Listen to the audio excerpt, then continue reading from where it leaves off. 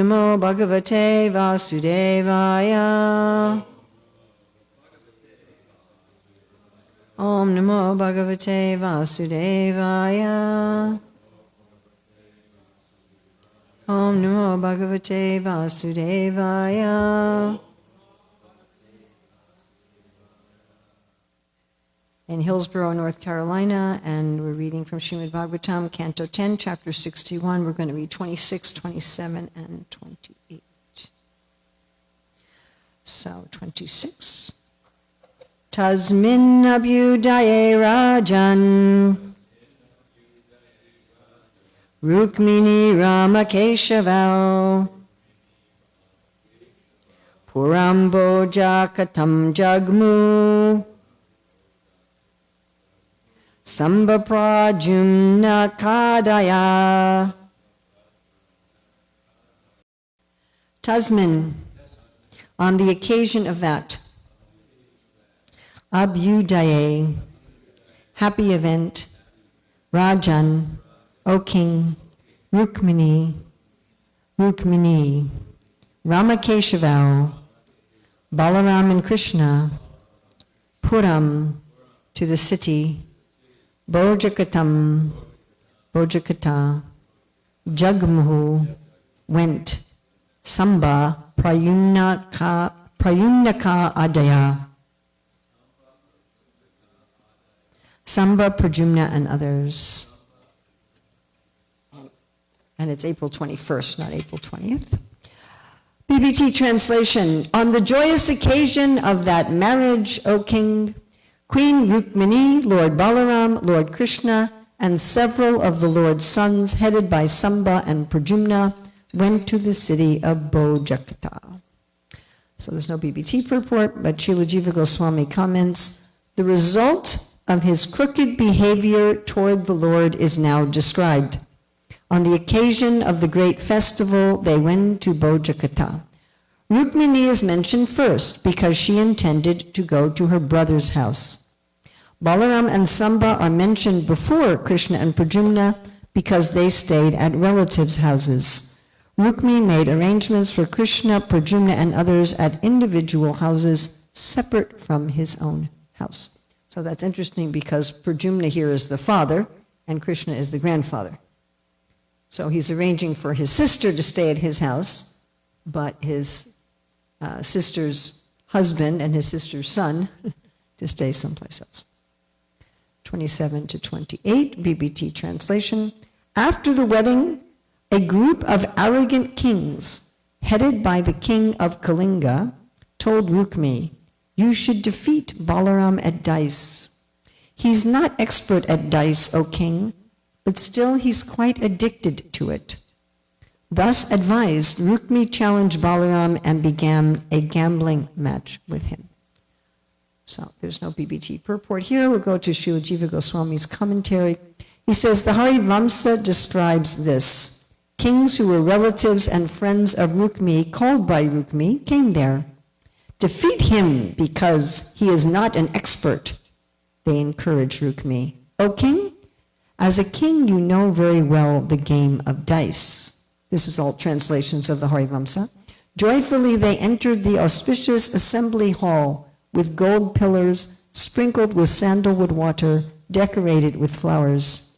The southern kings, desiring that Rukmini win over Balaram and defeat him, brought gems, pearls, and gold pieces by thousands.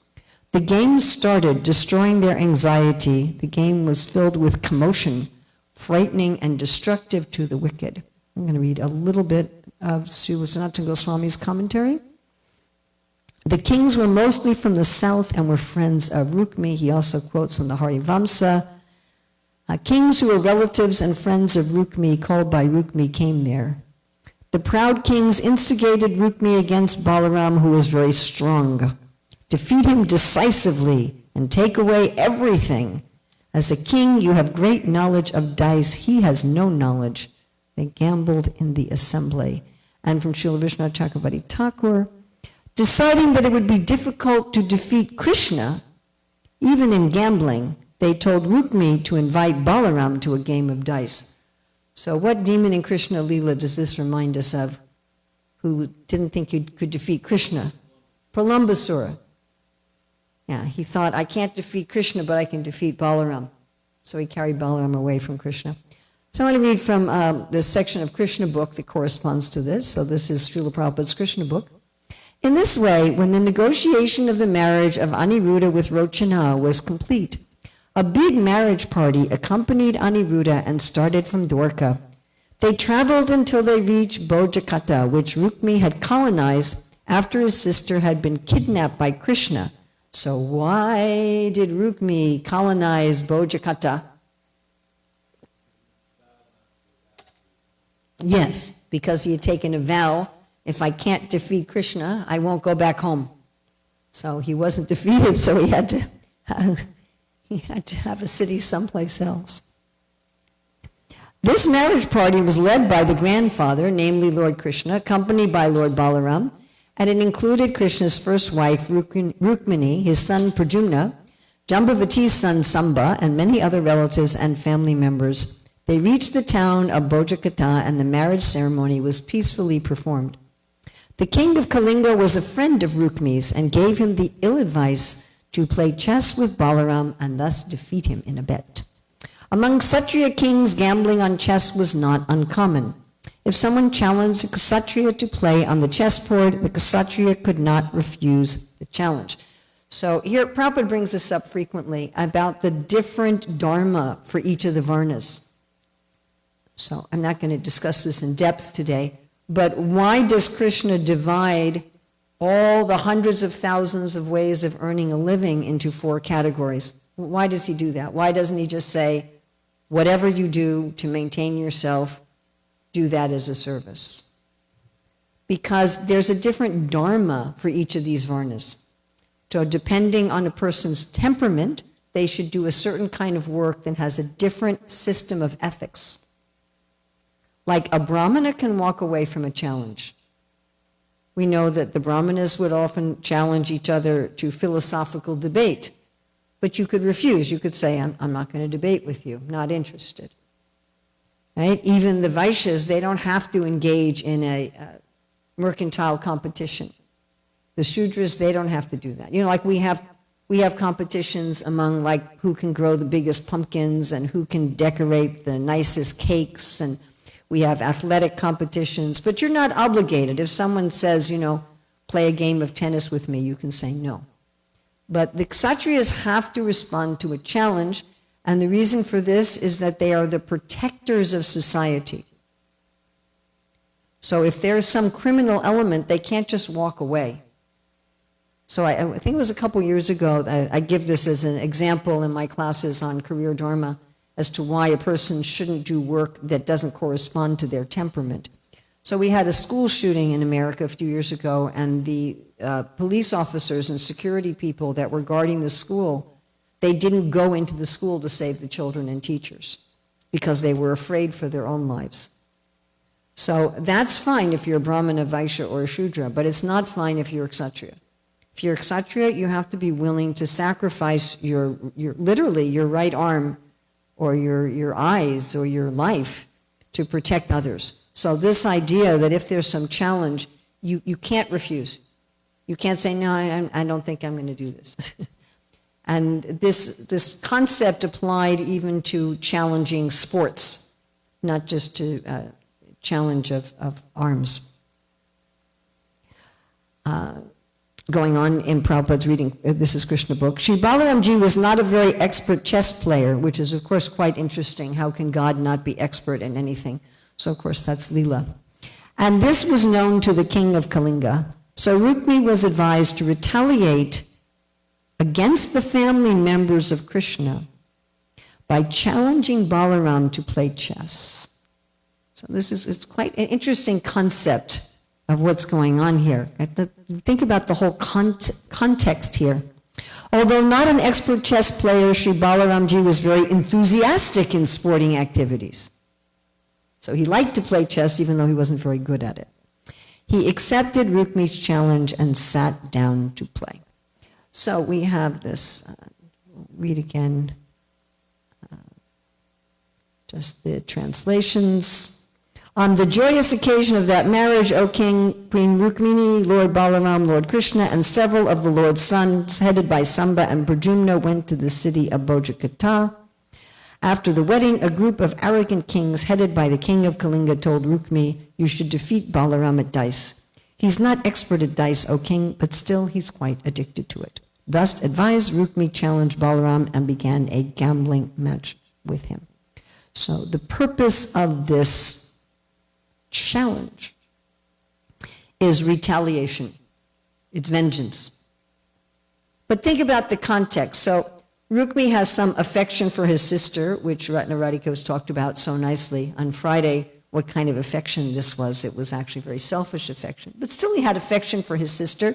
So he marries his daughter to Rukmini's son, Pradyumna, and then he's marrying his granddaughter to Pradyumna's son, Aniruddha, which is unusual in the sense that generally marriages don't occur between very close family members, though they do in the Muslim communities. But generally in the world, such close family marriages are not done.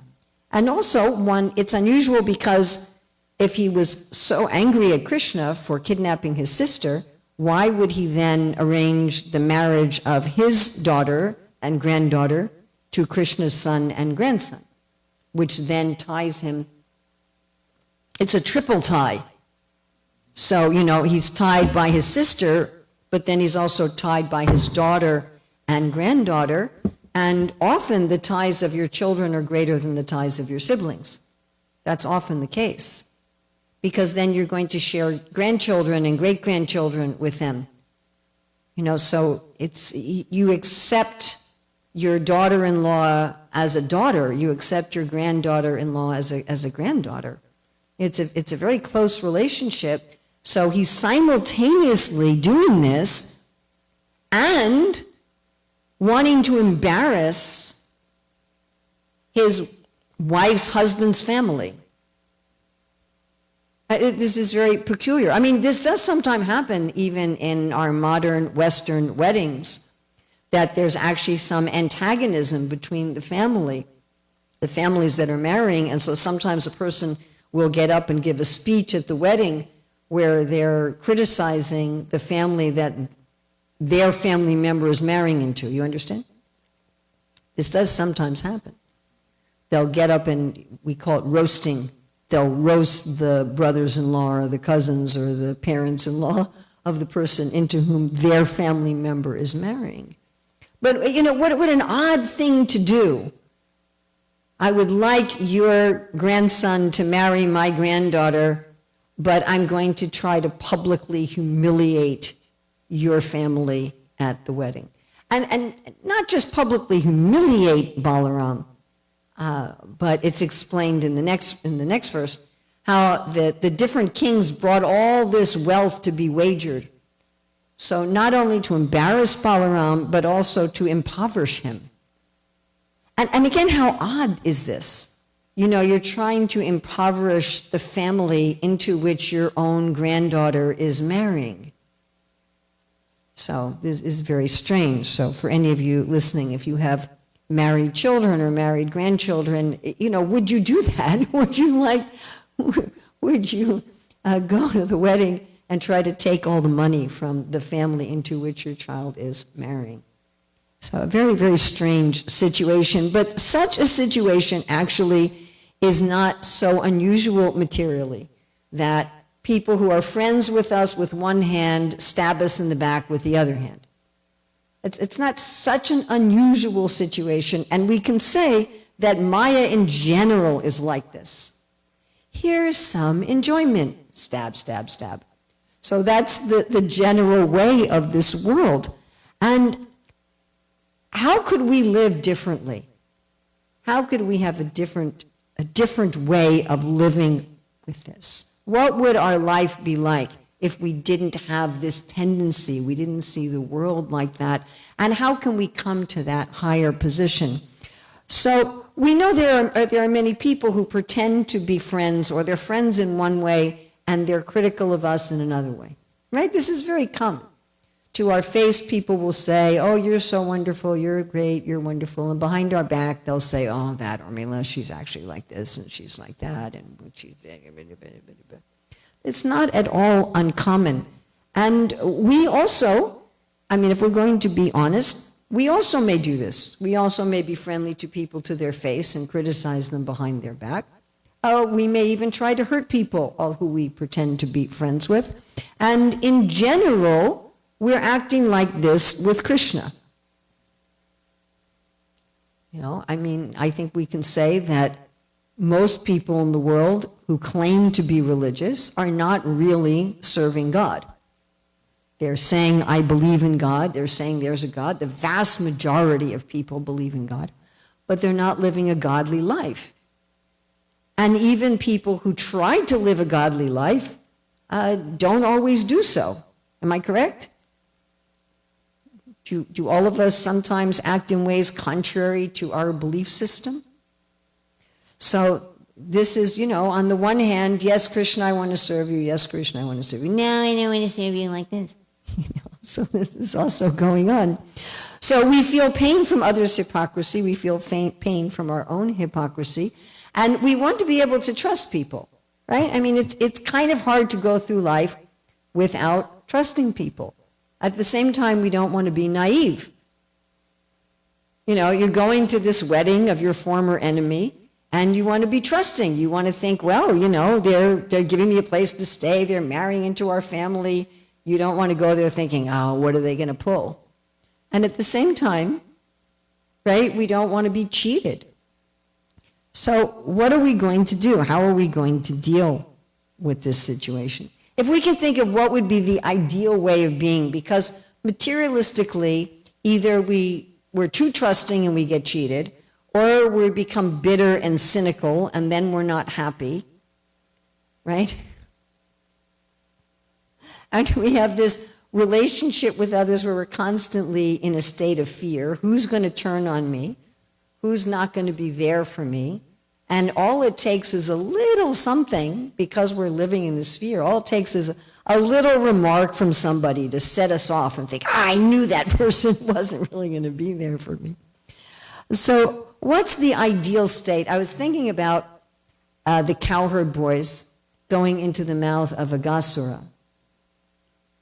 And they really exemplify the ideal state of a spiritually realized person, where they're like, oh, what is this? Is it a statue? Oh, I don't know. There's some smelly breath coming from it. I think it's alive. Maybe it's a snake. Maybe it's a demon. Oh, whatever it is, we're going to have fun, and Krishna will take care of us. Come on, everybody, let's go into the snake. So even though they think that they think, well, maybe something bad will happen, they know Krishna's going to be there. Say about the gopis running in the middle of the night to see Krishna. You know, Krishna's playing his flute, which each gopi hears as calling her individually. Actually, the gopis didn't know they were going to meet all their friends there in the forest. They thought Krishna was just calling them, and they're running in the forest, you know, and even 500 years ago, there were tigers in the Vrindavan forest. We have that example with Raghunath Das Goswami and Srila Sanatana Goswami. And there were tigers, there were ferocious beasts. You know, you're really going to run out into a forest in the middle of the night when there's tigers? I don't think so. You know, and it's dark, and it's actually a forest. And then also you're running away from your homes, and in those days, for a woman to run out of her home in the middle of the night, her whole life could be ruined for the rest of her life. She could be completely socially ostracized, rejected by her family. So many difficulties, but still, Krishna will take care of us. Krishna will take care of us. Even thinking about this particular story, Rukmini going to this wedding. And what to speak of Krishna and Balaram, but Rukmini herself. I'm going to go to the wedding of my grandson with my brother's granddaughter, even though my brother has been at enmity with me. I'm going to go, and I'm going to trust that even if my brother pulls something, I wouldn't be surprised if there was some conversation between Rukmini and Krishna. You know, should we really do this? is this really a good idea? Or even Rukmini talking to Pradyumna, you married my brother's daughter. How has that worked out for you? Do you feel safe dealing with your father-in-law? Do you really want to marry your son to them? And, well, I don't know. How is that going to work out? So I'm sure there was some consideration like that. I was also thinking about Srila Prabhupada dealing with Mr. Nair in Bombay. Giriraj Swami recently published a book about this. How, we got the Juhu land at a really cheap price. Prime land. Of course, then it wasn't as prime. It hadn't developed as much. And in fact, some people were even criticizing, why do you want this land at a distance? Same situation with our Chennai temple. So the Chennai temple is out of the city, probably a 20-minute drive out of the city, out of the main part of the city. And at first people were saying, why do you want to build a gorgeous temple here? But now actually people drive there just to go to the temple, and the area has developed. That was also true to a large extent with the Krishna Balaram temple, that Raman Reti was not a developed area of Vrindavan. So they were thinking, well, the land is cheap because of the location, but also it was really cheap. And so there were definitely some red flags that Mr. Nair might be a cheater. And turned out that Mr. Nair had simultaneously sold the same property to a number of people. And Prabhupada fought for years to get that property. And Prabhupada said, had Krishna told me he was a cheater, I would not have bought it. He said, Krishna covered me, so I couldn't see that he was a cheater. So we're going to get cheated in this world. There's no question about it. But we can have this mood. Imagine if we had this mood. And you may all think of other examples. I don't know, can any of you think of any other examples? I was thinking the cowherd boys in Nagasura, the gopis running at night, right? This particular story that we're in, Prabhupada with Miss Nar. Can you think of any other examples of devotees where they knew there was a chance they were going to get cheated, and still they went into it with enthusiasm?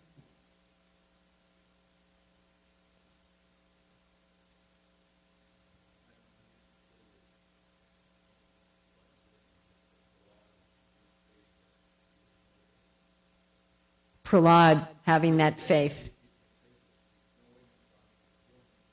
Yeah. Right. It's interesting with Prahlad. At first, he was only courageous in dealing with his father personally. And it was only after his father tried to kill him and failed in so many ways that he became courageous in dealing with the other students. Before that, he was silent with the other students. He didn't openly challenge anyone at school, but he was courageous with his father directly. Yes, even though it was a good chance his father would turn on him. Any other examples?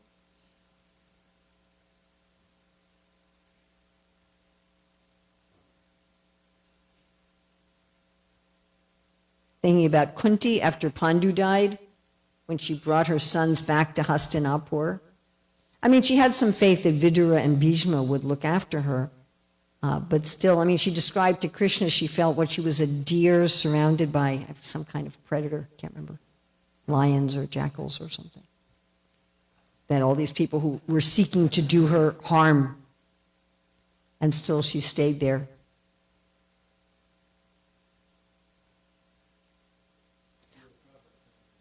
Srila Prabhupada coming to America. Yeah, that was pretty scary. Without a place to stay after a month, without any money, without any connections.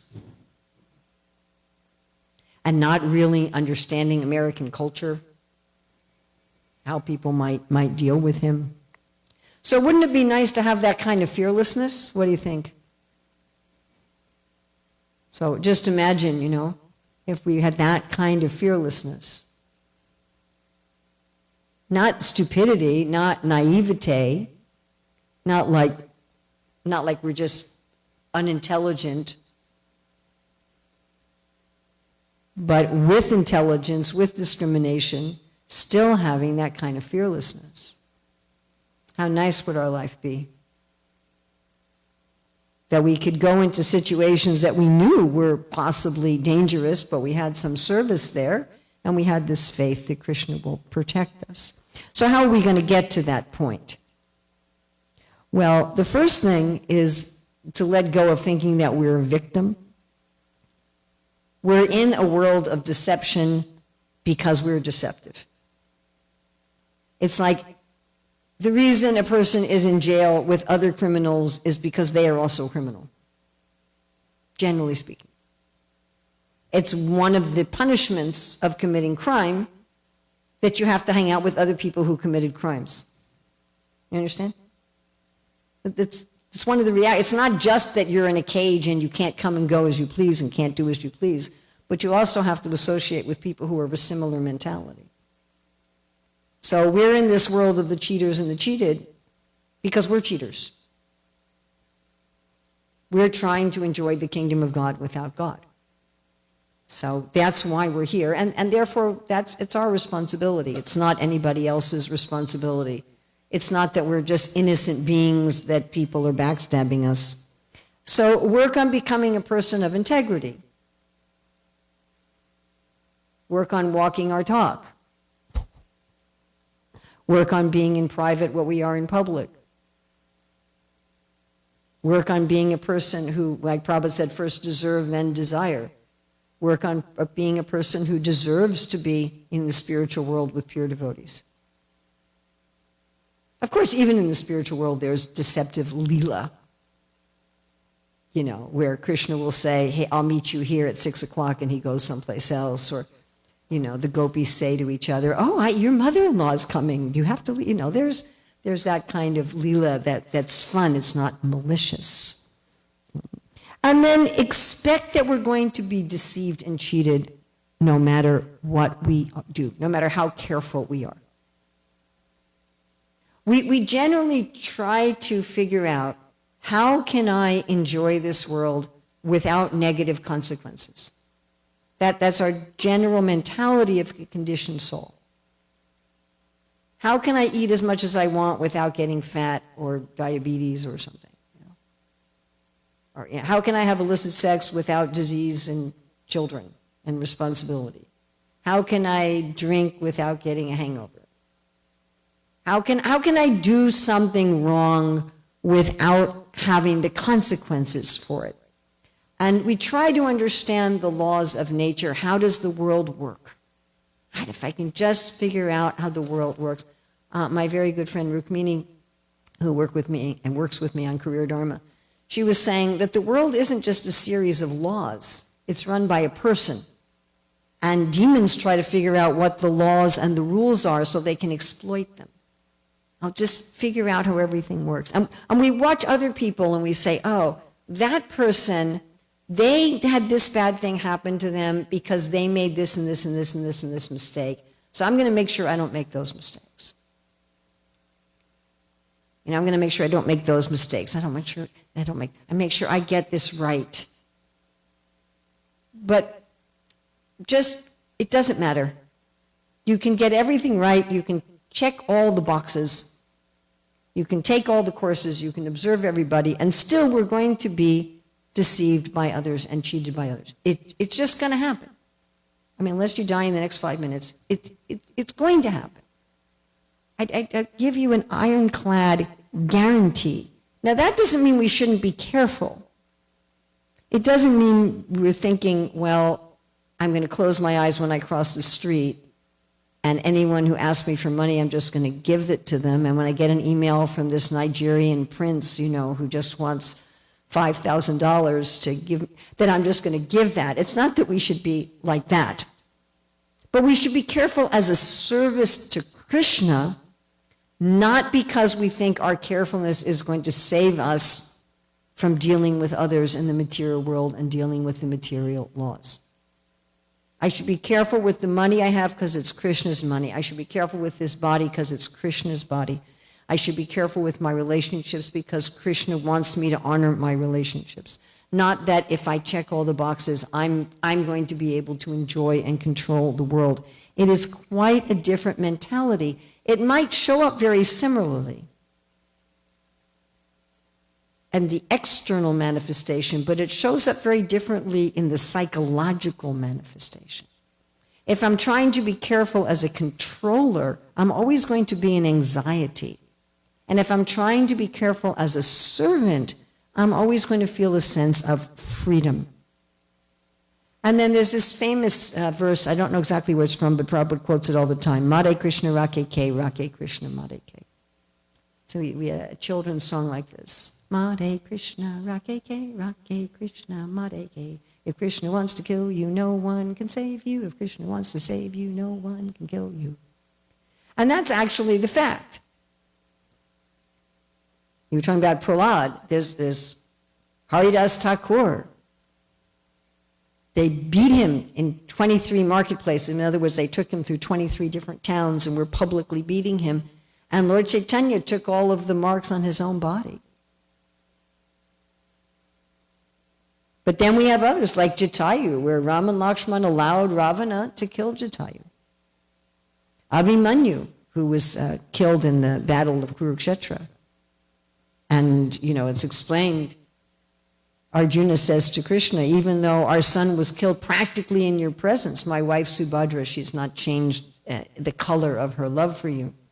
So sometimes Krishna allows the devotees to be killed. Sometimes Krishna allows the devotees to be cheated. I couldn't find it. I couldn't find the quote. But I remember when Prabhupada was here and we'd gotten this beautiful temple in Detroit, and Prabhupada was very concerned that we invited the local residents to the temple. And the devotees told Srila Prabhupada, well, the local kids will come and steal. And Prabhupada says, is it an offense to steal, but it is not offense to be stolen from. Now that doesn't mean that we shouldn't protect things. Again, we do have alarms and so forth. We take precaution. But at the same time, we're doing that as a service. And we ultimately depend on Krishna, which we can do by having the mood that even now we are participating in the Lord's Leela. Srila Bhaktivinoda Thakur writes about this, that even this material world is the Leela of the Lord. I mean, we can look at this story in the Bhagavatam and say, well, it's all Leela. It always irritates me when people dismiss things like that. Well, that's just all Leela. Yes, it's Leela, but it's Leela meant for our instruction. It's Leela meant for our edification.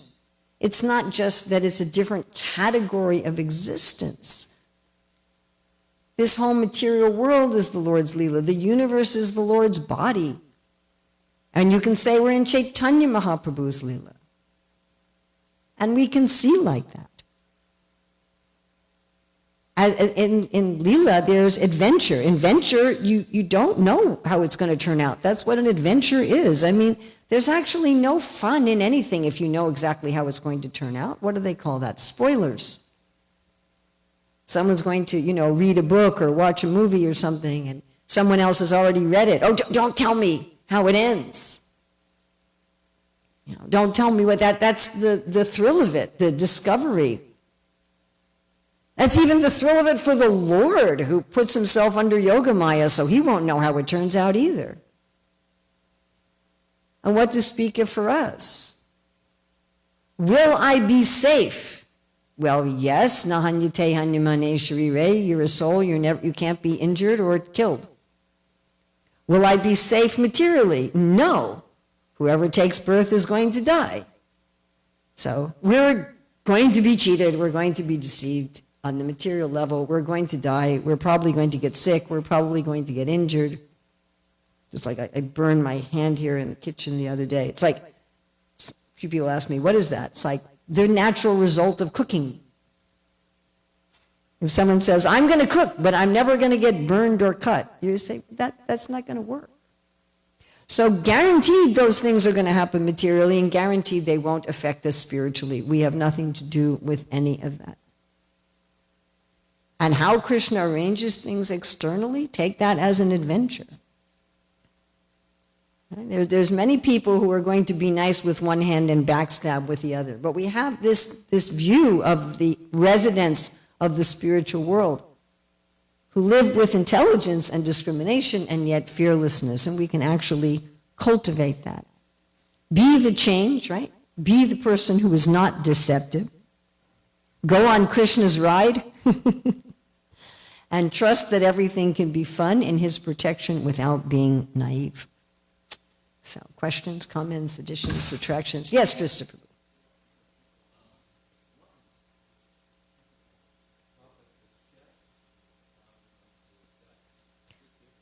Big difference between chess and dice. Prabhupada almost always refers to those games as chess. And we know that, of course, chess came from India as a sport of the royalty, but was the game they were playing exactly the chess we play today, or was it a different game? I don't know.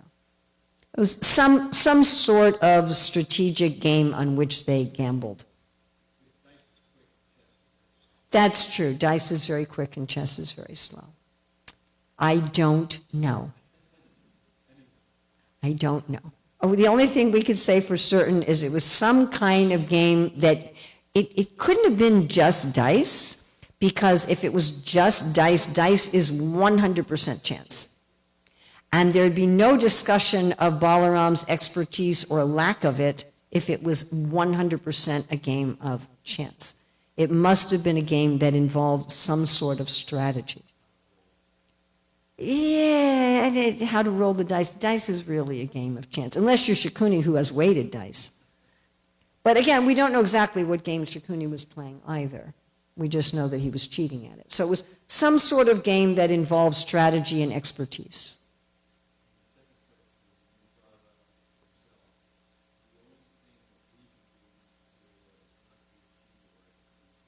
Yes, the only thing we can do is not be a cheater or a deceiver.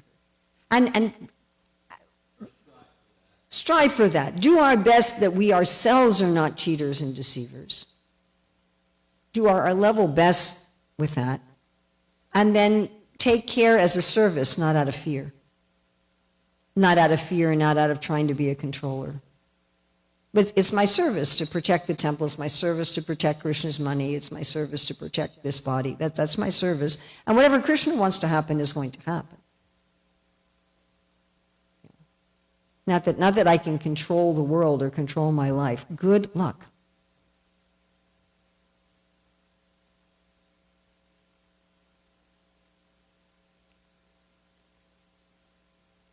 Anybody else? Srila Prabhupada ki jai.